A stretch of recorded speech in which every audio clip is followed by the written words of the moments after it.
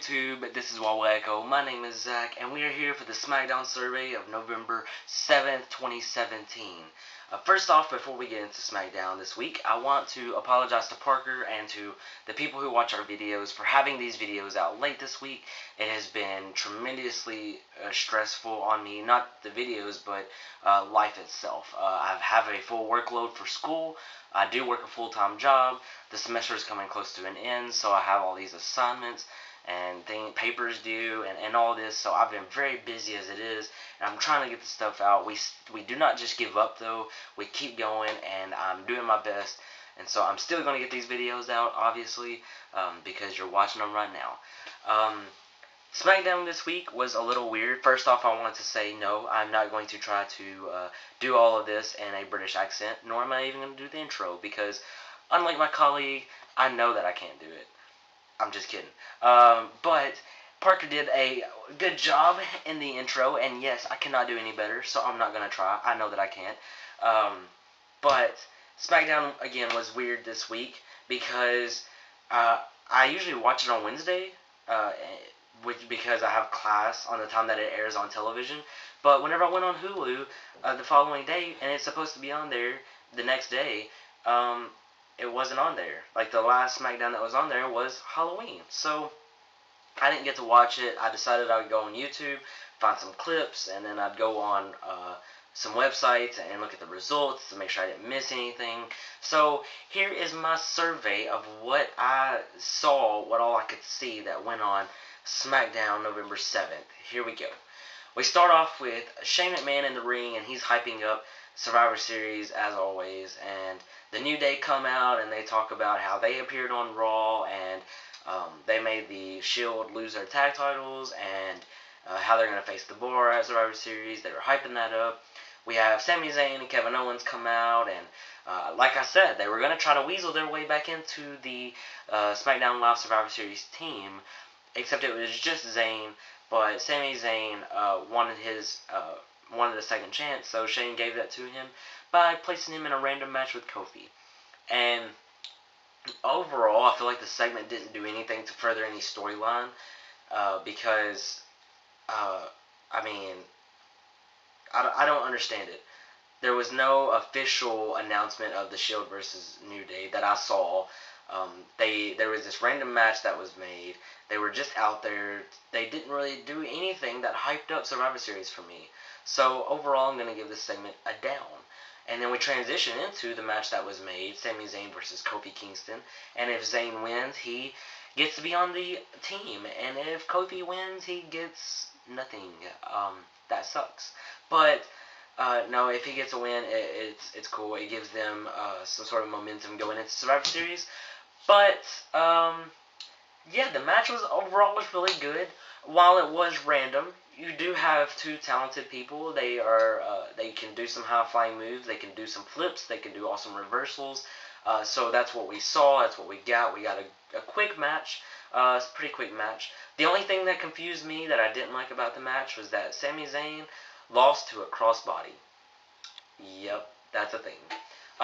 Zayn is much better than that. And while I do get that some of the heels sometimes lose in a ridiculous fashion, just to make them, I guess, angry and whatever, and make them do heel things. How does this build up? You need to use this time period to build up Sami Zayn's character and to build up who he is and whatever.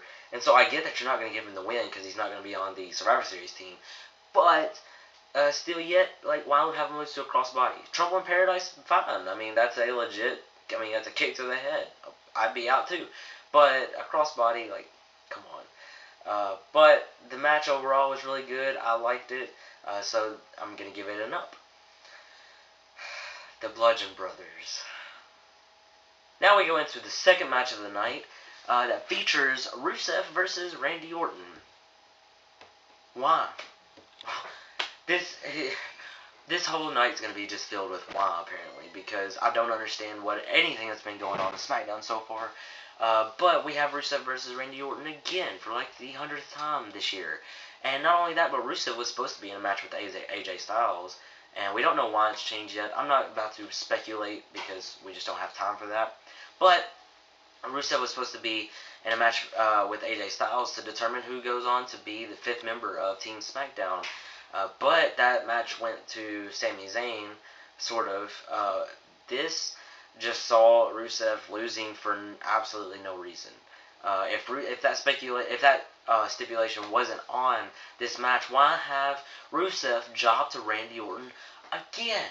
Why are people still jobbing to Randy Orton? I mean, I get that he's a legend, he's a top tier athlete, he is great in the ring, or he can be when he chooses. But why do we still have people losing to him? It does nothing for Rusev. In fact, it hurts Rusev in a time where he really needs legit victories. Again, I will always say this, but Rusev takes a very good RKO. It makes it like a DDT, makes it like a legitimate finisher. However, the match, for one, I didn't like the concept of the match, but the match also wasn't that interesting, so it gets it down. And then the match after that is just as bad because we have James Ellsworth fighting Becky Lynch. Now, we all knew who was going to win this match. Sure wasn't going to be James Ellsworth. And they've had Twitter exchanges over the past several months, and fans have been clamoring for a match, and they got it. And guess what? It was just as bad as, you know what? I would say it's just as bad as the women's triple threat match, or the tag team match on Raw, which is pretty bad to say. But, because, yeah, it was just as bad. But this match saw James Ellsworth getting absolutely annihilated by a female. And don't get me wrong, it's not like I think that females are inferior, and I don't feel like they should lose every match or they should look inferior to men, because I don't necessarily believe that. But I said it last week, I'll say it again. If you have nothing for James Ellsworth, just fire the man. Just get rid of his chinless self, because I don't want to see him on my TV. I sure don't want to see him as Carmella's dog. I don't want to see him lose to a woman. It's not entertaining to me. You can do much more with Becky Lynch. You can't do much more with James Ellsworth, but they shouldn't be paired together in the ring. And I guess it was supposed to come off as funny, but to me, personally, it wasn't. Like, I was hoping that it would, because I knew it. I was hoping, actually, that it would come to a match. But the way it was done was just awful. It was cringe-worthy. I don't like it. And then after the match, after James Ellsworth tapped out to Becky Lynch, Carmella came into the ring, and she super kicked. Wow, I'm getting my genders mixed up now, because who knows?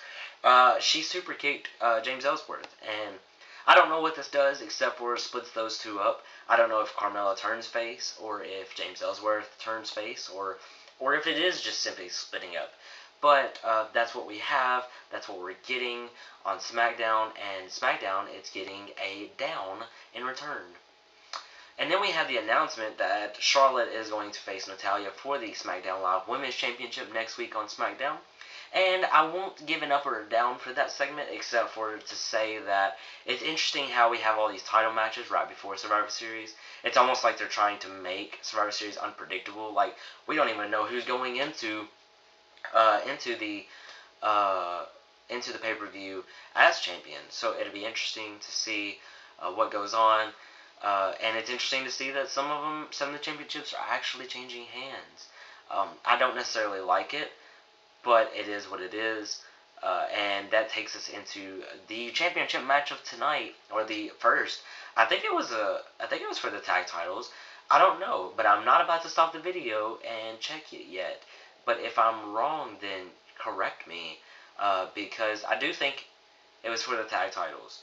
However, the Usos did face Chad Gable and Shelton Benjamin in a tag team match. And this match was obviously going to be really good because you have very talented people in the ring, and they have good chemistry together, except for the ending. The ending was a little awkward for me, and I don't know if it was planned or not. A lot of speculation is going around it not being planned, and that one of the Usos legitimately got injured. But the thing that bothers me about that is I feel like it's a work because, for one, the referee was counting faster. And this is one of the only reasons that I can say might back up that it's legitimate, because he may have been trying to actually end the match sooner. But also, if a team or a person is supposed to be counted out as like the actual match finish, the referee will always count a little faster, if you've noticed that. And that's what he did. But also, there was no X thrown up. There was, he was helped to the back, but that could all be a work. There was no reason that led us to believe that it was a legitimate injury. And then lastly, because the announce team was talking about how the Usos did this to Chad Gable last year. So is this payback? Like, it could be a legitimate injury and them playing it off as sort of this payback. But to have that line kind of ready just seemed like yeah, it's planned. But anyway, really good match. I enjoyed it. I enjoy the Usos. I do kind of hope they go into Survivor Series, or I hope they have something going into Survivor Series. I hope that they do have a match. I want to see them versus the Bar, but if that doesn't happen, I hope that they do something because I enjoy their in-ring work. With that said, this match gets an up from me, obviously. I mean, what's to dislike about this match? Except for maybe the ending, but hey, even that was played off very well. Our main event saw the champion, the WWE champion, Jinder Mahal. Oh, excuse me, that made me nauseous. Defend his title against the phenomenal AJ Styles. And I was not looking forward to this. I won't say I was not looking forward to the match, even though it was only 7 days. But I was hoping that AJ would win.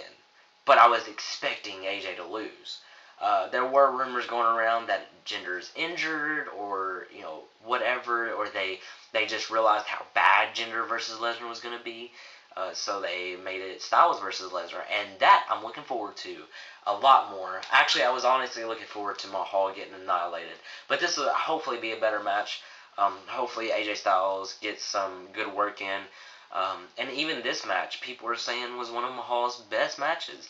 But again, AJ Styles can make a broom look good. Just saying. But the match saw AJ Styles pick up the victory and take the title home for himself, and he will be facing Lesnar at Survivor Series. And it's just like, I feel like this is really random. I don't know the reason why they made Styles champion. Apparently Jinder posted that it's not because it was some experiment, and it's not because he's injured or any other reason. But I am betting that they want Mahal to actually win the championship back whenever they go over to India. I don't know. We'll see how that plays out. I am glad that AJ Styles won. And while it wasn't like a fantastic match, that little clips that I saw, of course, the clips that I saw, now that I think about it, were only AJ Styles giving offense. So, of course, that was going to be good. But overall, I'm just going to give the match an up because AJ Styles won. And we have a lot better matchup for Survivor Series. And that is it. And we see Smackdown.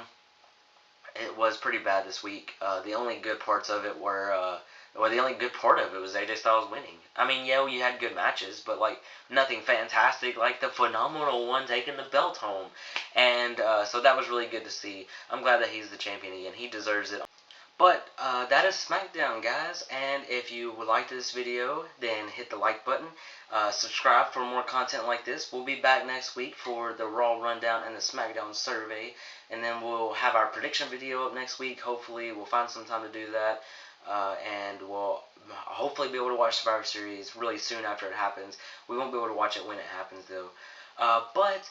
And then if you agreed or disagreed or have any comments about something I missed or whatever, leave it in the comments below. We love to hear from you guys. But with that being said, I've been Zach. This is Wawa Echo, and we will see you soon. Peace.